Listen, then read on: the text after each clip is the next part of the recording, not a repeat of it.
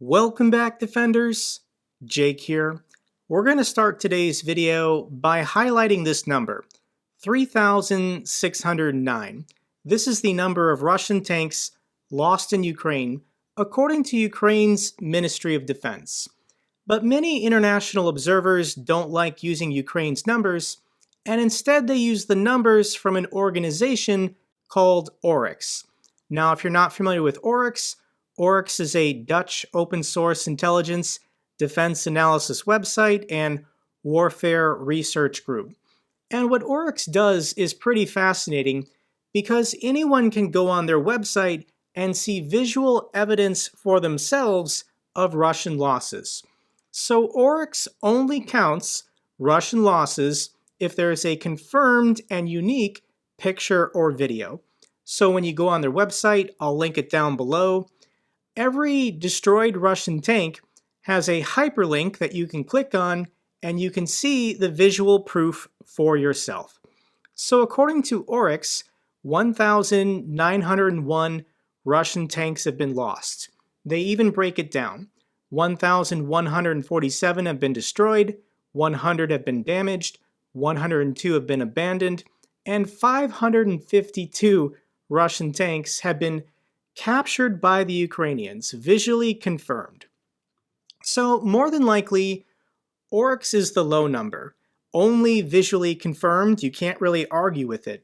1,901, whereas the Ukrainian number, we'll just go ahead and say this is the highest estimate. So the truth, more than likely, is somewhere in between, in the 2,000s. So where am I going with this? Putin and Russia is constantly bragging about how many tanks they can take out of storage, how many tanks they can build each year. Russia will renovate 1,600 obsolete tanks over the next 3 years. But they can't compare to the West's defense production capabilities. Lockheed Martin has announced they're going to produce 12,000 anti-tank Javelin missiles over the next 3 years. Saab is saying they're going to produce 1.2 million NLAWs and AT-4s over the next 3 years. So if you're Putin and the Russians, how can you be bragging about 1,600 tanks over 3 years when this is what the West is doing in response? And these are the articles that everyone was seeing 13 months ago. So this article is from February 26th. Ukraine has will, but Russia has might. How their military forces match up. And everyone was showing these infographics that Russia has 1,300 attack aircraft to Ukraine's 146. Russia has over 13,000 tanks compared to Ukraine's 2,100. Everyone in the West was predicting that this would be a war lasting 3 to 7 days, 2 weeks top, because look at the numbers. Look at how much stuff the Russians have. And it hasn't helped them win this war. So if Russia has more equipment, more stuff than any other military in the world aside from the United States, and they invaded a country 1/3 to 1/4 their size, and they still haven't won this war in 13 months, then it's not due to a lack of material. They had every material advantage starting this war. So there must be some other factor why Russia has not won this war, whether it's leadership, corruption, poor training, lack of motivation. The reason is not lack of material, lack of equipment. So the idea that you can make announcements, we're going to get more equipment or more material, that wasn't what you were missing, Russia. That wasn't the reason why you're not winning this war. So Putin has already begun pivoting his language, and Putin is preparing Russia for a forever war with the West as Ukraine's invasion stalls out. So there have been recent statements by Dmitry Peskov. This is the Kremlin's official spokesperson. But let me read for you some direct quotes from Putin himself. For us, this is not a geopolitical task, but a task for the survival of Russian statehood, creating conditions for the future development of the country and our children. It followed a pattern of recent speeches, said this political analyst, in which the Russian leader has increasingly shifted towards discussing what observers have called a forever war with the West. So if Putin can't win, can't get an armistice, can't get concessions from the government in Kyiv, then he's preparing his people for this new forever war with the West. It's just never going to end. And what other country in the world is currently conducting a forever war with the United States or with the West? And it's North Korea. Here's a great observation from Kasparov. I really like this guy. If you wonder why Putin sounds increasingly like Kim Jong-un, ranting about nukes and vengeance, it's simple. Kim is still in power. Putin will turn Russia into another destitute Chinese puppet state as long as he's still in charge of it. So what the heck is going on with Putin and Russia? And if Putin can't be this grand statesman, attending the Olympics and G8 summits and other conferences, then he'll settle for the consolation prize of being dictator for life of Russia. And this is what Kim Jong-un and his father and grandfather before him have accomplished. Turn the entire society into a military state and tell them they're in a forever war with the United States. So Kim Jong-un, in the presence of his people are expected to fall to their knees in crying fits of hysteria. This doesn't look that bad if you're a dictator trying to hold on to power. So more than likely, Putin is looking at the North Korean model, being a puppet state of the Chinese, and saying, as long as I'm the guy in charge, maybe this isn't so bad. Prove me wrong, Russia. Get rid of your dictator and return to be some kind of normal country in the world. Let's get to some good news for Ukraine, and Ukrainian soldiers have completed their Challenger 2 tank training in the United Kingdom. And this is just in time because the first British Challenger 2 tanks have arrived in Ukraine. And this timeline is incredible, guys. On January 14th, that's when the UK Prime Minister announced they were going to be sending 14 Challenger 2 tanks, as well as these 30 AS-90 self-propelled howitzers. And 2 months later, they're there. The Ukrainian soldiers are trained, parts, material, ammunition, everything is now in the Ukrainians' hand. The fact that we've accomplished this in 2 months, by any military timetable, is quite impressive. So of course, we've got a video from Reznikov showing off the British tanks. Let me show you a little bit of this clip. Marvelous. Well, Secretary of Defense of the United Kingdom, it's a very good stuff. Thank you very much from Ukraine to the United Kingdom. I'm going to turn off the sound. I don't know if this is copyrighted music, but yeah, the Ukrainians are showing off their new British Challenger 2 tanks. Reznikov's in the driver's seat and looks pretty amazing. And for a comparison, this is the British Challenger 2 tank. This is what Ukraine is currently getting. And these are the Russian T-54, T-55s that are now being taken out of storage and sent to the front lines. Who would you rather have your money on? So in addition to the Challenger tanks, Stryker armored vehicles have also arrived in the country. With the arrival of new Western tanks and other armor, Ukraine's defense minister said, "Our military zoo is expanding." And here's the fun group photo that they took. This, I believe, is a domestic armored vehicle made by Ukraine. Here's a German Marder infantry fighting vehicle, the British Challenger 2. This is the American Stryker and the American Cougar MRAPs. So you can see they probably showed up with the brown sand color, but they've already been painted green. Cool photo. Other good news, Germany has delivered their Leopard 2 tanks as well. Initially they promised 14, but in the end they ended up delivering 18. So I don't think Ukraine is going to complain about that. Portugal has also delivered some of their Leopard 2 tanks as well. 3 German-made Leopard 2A6 variants have been delivered to Ukraine. Thank you so much, Portugal.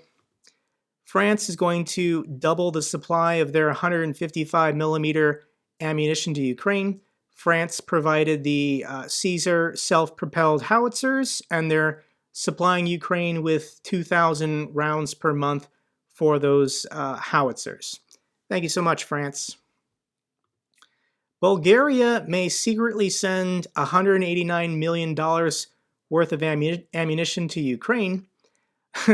Bulgaria will likely sell hundreds of thousands of ammunition rounds to Ukraine through intermediaries.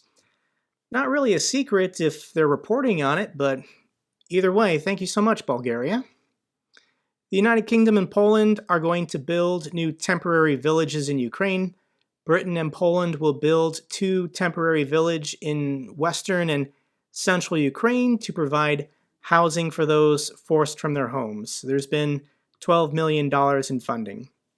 These are more like temporary camps to house displaced internal refugees, but every little bit helps the civilian population. Germany intends to massively increase its spending on military aid to Ukraine in the coming years, increasing it from a promised 3 billion euros to 15 billion euros. Thank you so much, Germany. The Hungarian parliament has approved Finland's bid to join NATO, and the measure wasn't even close. It passed 182 votes for and only 6 against.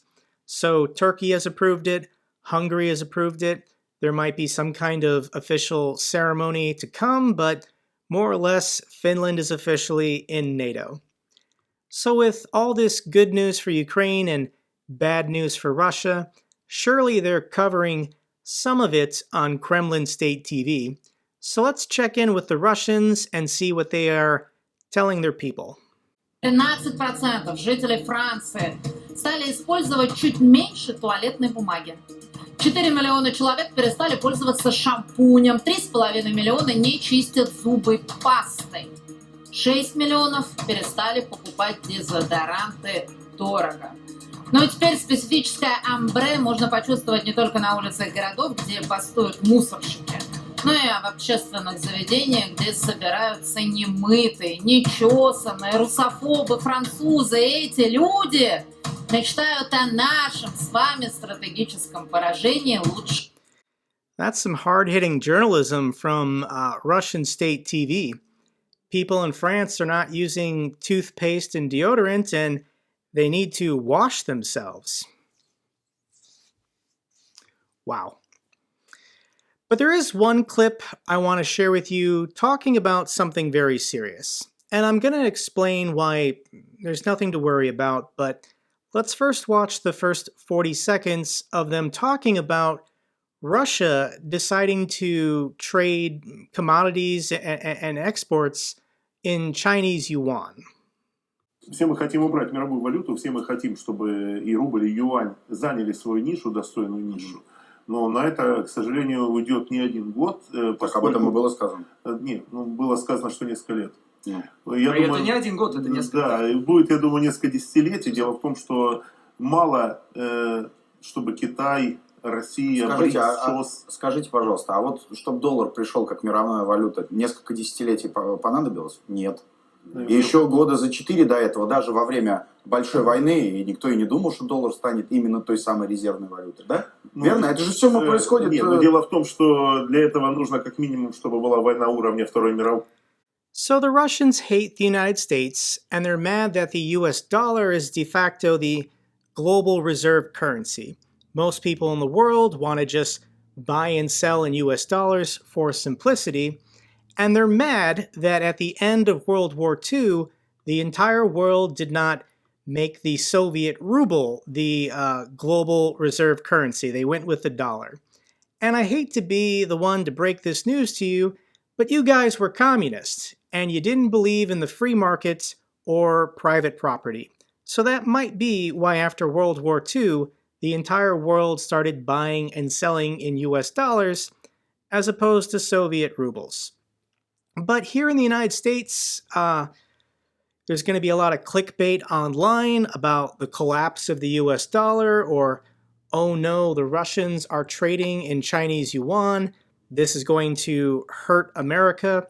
Here's a clip from the Dave Ramsey Show.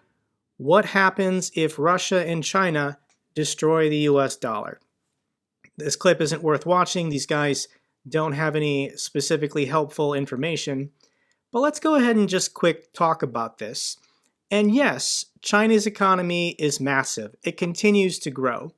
At some point this century, China's economy might be larger than the United States. This kind of makes sense given that their population is 3 to 4 times bigger than the United States. It would make sense if they eventually had a larger economy. But nobody trades in Chinese yuan. Nobody wants the Chinese currency because the Chinese currency is the most manipulated currency in the world. Everyone loves to complain about the US Federal Reserve and how the dollar, is being propped up. But it's 10 times worse in China. And to illustrate this, don't look at the size of the economy. Look at what are the most traded currencies in the world. This shows you confidence in a foreign government's currency. So the dollar, of course, is number 1, the euro is number 2, the yen is number 3, then we have the British pound, the Australian dollar, the Canadian dollar, the Swiss franc, and then finally we have the Chinese renminbi, the Chinese yuan. So when you look at global trading activity, the Chinese yuan is sitting there at 2.1%, compared to the US dollar being 44%. So if Russia just wants to give up on their own currency and say, China is now our central bank, they're going to handle all of our monetary decisions, we're completely giving up on the Russian ruble. Maybe if Russia and China team up, their currency might be more traded and trusted than the Swiss franc. Maybe they can beat Switzerland. But I just want to show you that the US dollar's supremacy in the world is not being challenged. It's not at risk. People who talk about BRICS, they don't understand math and they don't understand global finance. So don't worry about it. Hakuna Yurtadas. Let's now check in with the front lines. And the city of Bakhmut continues to hold. Russia's incompetent and they cannot capture this city. And here's an interesting conspiracy theory. Putin is using Bakhmut to destroy the Wagner Group and put his chief in his place, according to the Institute for the Studies of Warfare. Okay, I'll go along with this. Russia's months-long battle to capture the Ukrainian city of Bakhmut is being used by the Kremlin to largely destroy the private Wagner Group and put its chief Prigozhin in his place, according to experts. Analysts have suggested an ulterior motive to the Russian leadership's determination to keep throwing mercenary units into the bloody siege, with disagreements over Ukraine increasingly driving a wedge between Putin and his longtime ally, Prigozhin. I have no way of knowing if this is true, but it's an interesting theory. Prigozhin has been cut off from recruiting from the prisons, and he's struggling to get regular civilians to sign up to be part of his meat wave attacks. So every time Prigozhin loses one of his soldiers, he just lost a soldier. He's not getting another one. So the theory is that the Kremlin is doing this deliberately in order to weaken Prigozhin, to punish him for being so active on social media, criticizing the Russian military, criticizing Shoigu, and generally just out to promote himself. For an update close to the city of Bakhmut, let me share another clip with you from Roman.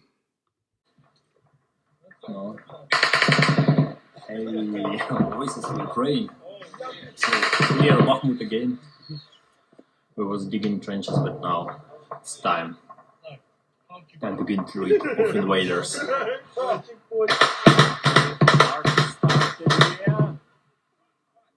Yeah, we always have fun here, even if it's war.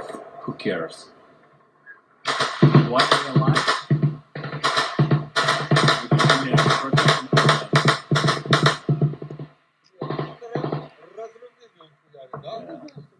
So everything is okay. We really give them help. I'd like to see Roman wearing his helmet, but he would know better than I would if the area is secure enough to be filming a video. Let's check in with the Russians, and we got a new clip today. This time they're not complaining about how they're being treated, but they're asking for specific items. So they're requesting humanitarian assistance. I'm guessing they're hoping this video will go viral in Russia and then people will just send them stuff. So what are they asking for? And they would like field uniforms, moss color, camouflage, moss color, summer boots, summer underwear, summer socks, trainers, tactical belts, tactical backpacks, radio stations, tactical helmets, armor plates, carrying vests, suppressors, reflector sights, flashlights, batteries, charging devices, gas stove cylinders, screwdrivers, shovels, axes, and wet tissue. If they can get all this stuff, victory will be theirs.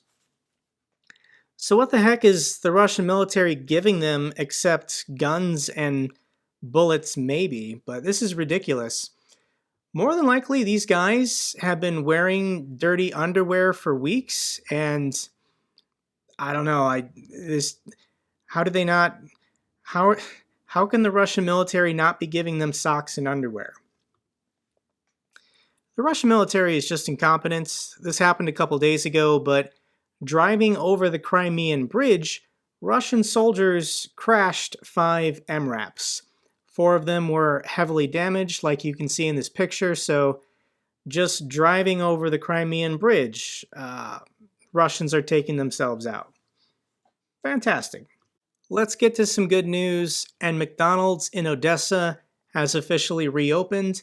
So in the port city of Odessa, McDonald's has reopened 5 of their restaurants. And let me just share with you the clip of people in the city returning to the restaurants.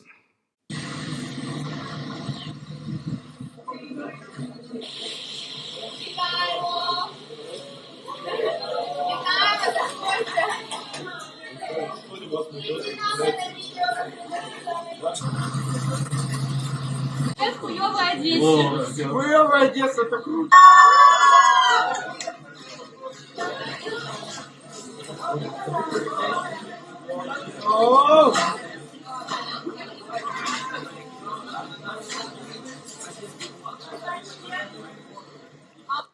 Now, is McDonald's the best food? Of course not. The only time I eat McDonald's is when I'm driving cross country and there's nowhere else to stop. But this is just about life returning to normal. If the restaurants can reopen, these are jobs that pay a salary, this generates tax revenue and economic activity, and it just allows kids and teenagers to do normal teenager stuff, like eating really bad fast food. So, good news for Ukraine. Final clip I have for you. This is somewhere inside the city of Bakhmut.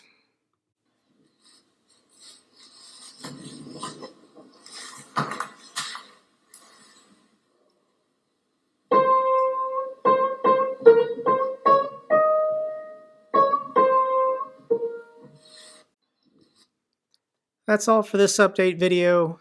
Glory to Ukraine, glory to the heroes. If you found this video informative, give me a thumbs up. Best way to support the channel. Comments and questions, let me know down below. I love hearing from you guys. Till the next video, keep defending the truth, keep defending democracy.